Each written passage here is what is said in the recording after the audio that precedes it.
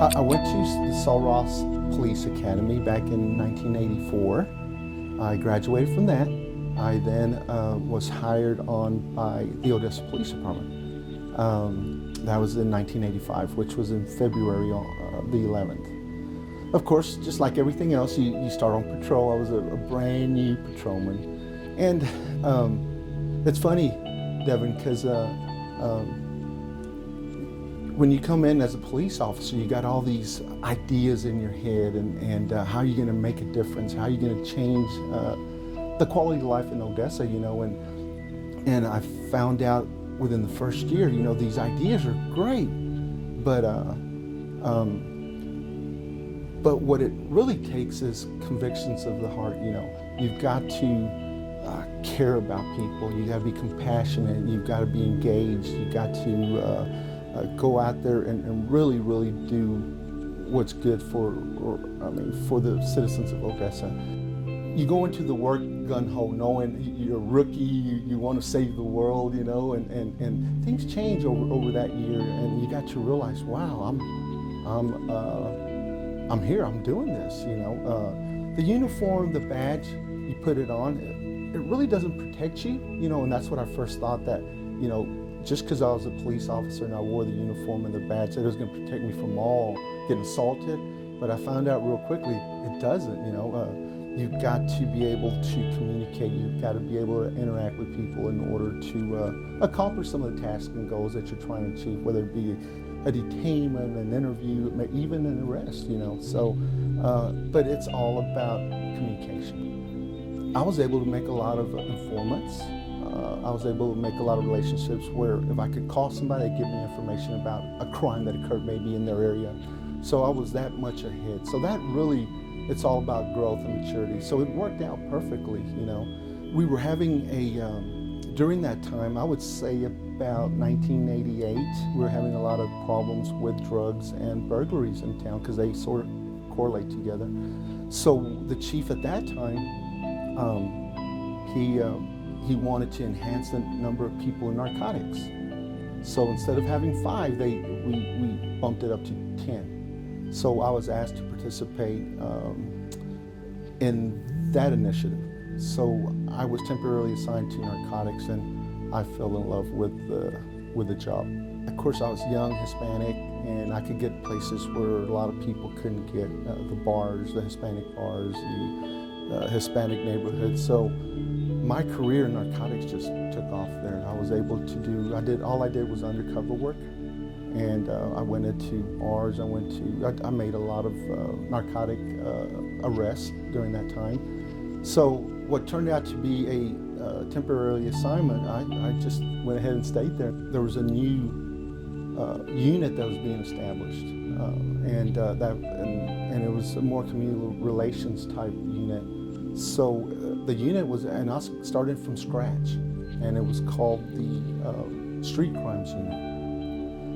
What was so specific about the street crimes unit is that I have the ability to use regular police cars, undercover cars, and bicycles. So that's how our bicycle unit started. And it was a proactive unit, we answered no calls.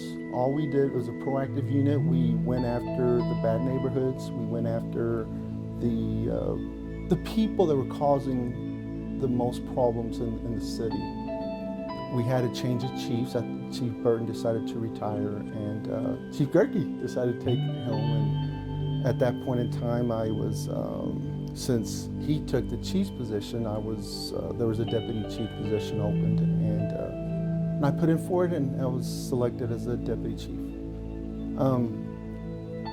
The thing that I didn't know, that I was going to have both patrol and CID. So usually you got a deputy chief over each, but he gave me both.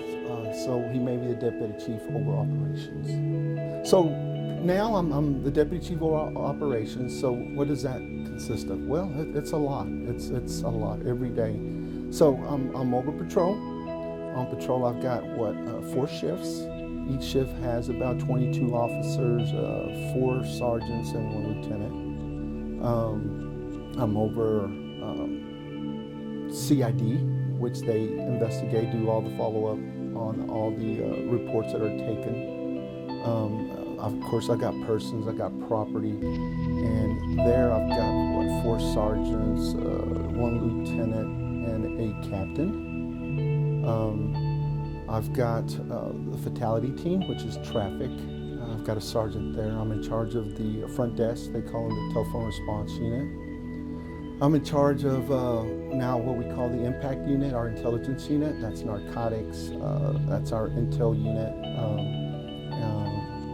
And they're my proactive unit. They're like the street crimes, so they're very active. They answer no calls. They focus on murders. They focus on gropers. They focus on all this stuff that's really affecting the city. The people from this area, called the Permian Basin, they do support and respect law enforcement. They do, and I've seen that over and over and over and over.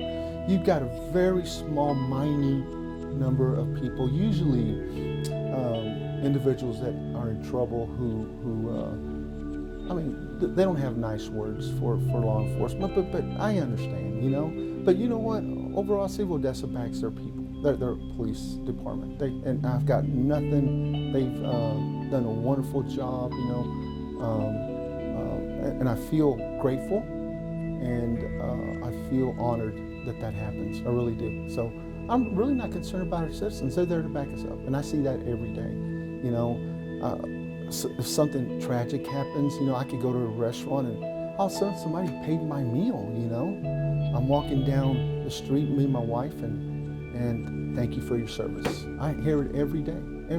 So it makes you feel good. It really does. People care, at least here, you know. So I'm happy. I'm real happy for that. So. Wow, what a horrific day for Odessa, Ector County, Midland County. Well, let me tell you what happened that day with me.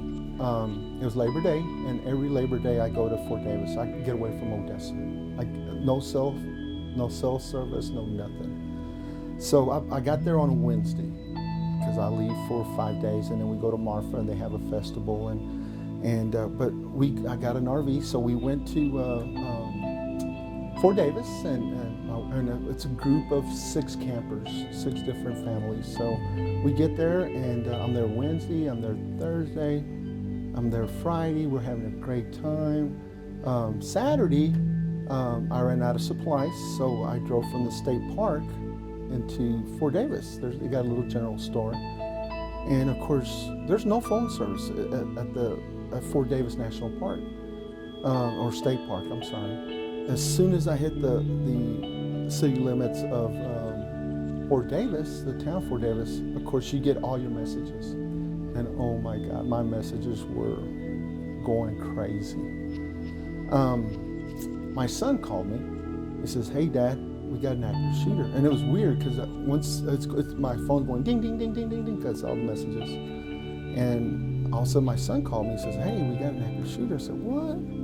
I said, "Yeah." So start looking at Facebook, of course, social media, and it's all over social media.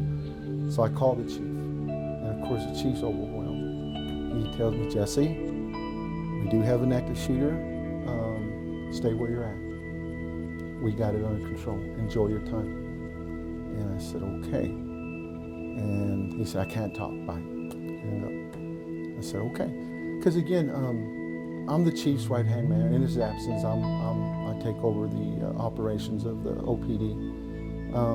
So I'm there, and I'm thinking, wow, can't do this.